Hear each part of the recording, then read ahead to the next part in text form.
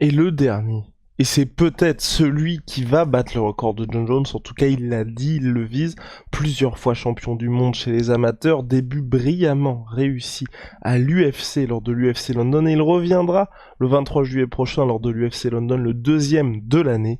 Big Rusty, roulement de tambour. Et ben, c'est Mohamed Mokaev. Et ben, Mohamed Mokaev qui est en plus le plus jeune des trois, puisqu'il a donc 21 ans, il me semble. Ouais, c'est ça. 21 ans. Il a un parcours amateur qui est monstrueux. On avait déjà fait un podcast sur lui, il me semble.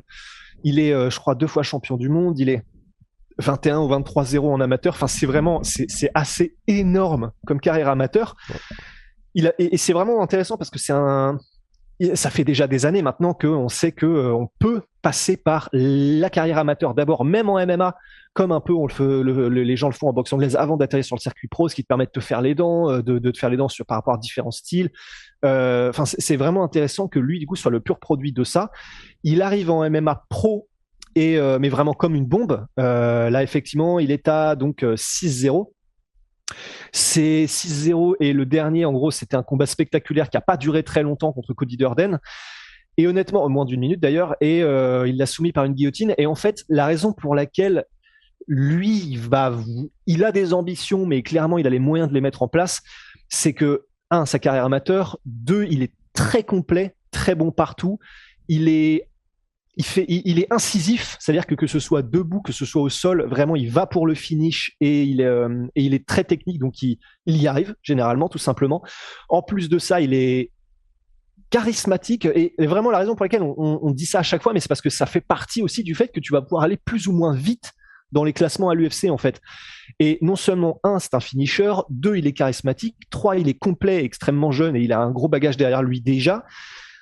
21 ans, honnêtement, lui, il recombat bientôt en plus là contre Charles Johnson, qui lui-même n'est pas un faire-valoir. Donc là, honnêtement, il y a moyen qu'on tienne effectivement sur l'année 2022 et peut-être début 2023, quelqu'un qui va faire quelque chose d'historique, effectivement.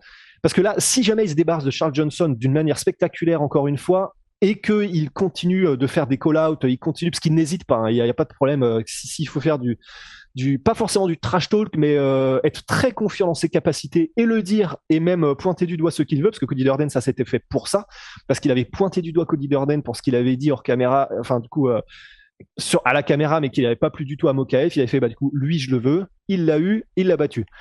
Et spectaculaire. Donc, il a des compétences, il a une personnalité, il n'hésite pas à dire ce qu'il a envie de dire, il fait mal, il finit et il est jeune.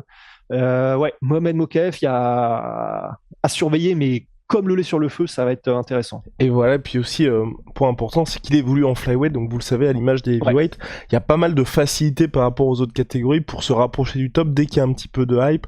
La route Ouais. vers la ceinture, ce qui veut pas dire que c'est plus simple une fois que vous êtes sur le titre, mais en tout cas, le chemin vers la ceinture est un petit peu plus simple que si vous êtes en welter, en lightweight, ou les catégories où il y a énormément de monde, ou même bantam, qui sont complètement bouchés.